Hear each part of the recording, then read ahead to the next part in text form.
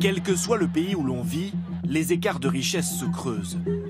C'est la conclusion d'un travail inédit mené par une centaine d'économistes. Il montre que les 10% les plus riches de la population détiennent à eux seuls 37% des richesses en Europe, 41% en Chine, 47% aux États-Unis et jusqu'à 61% au Moyen-Orient, de loin la région du monde où l'écart entre riches et pauvres est le plus fort.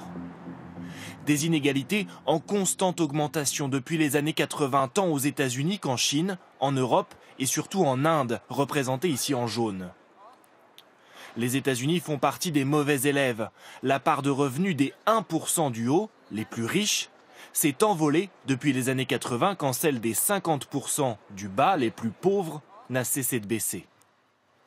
Selon l'un des auteurs de l'étude, ces inégalités résultent souvent des choix des États en matière d'impôts.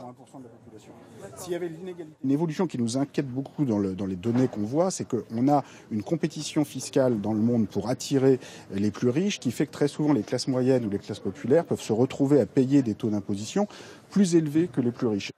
Les auteurs du rapport préconisent davantage de transparence sur ces données et l'ouverture d'un débat public sur les inégalités.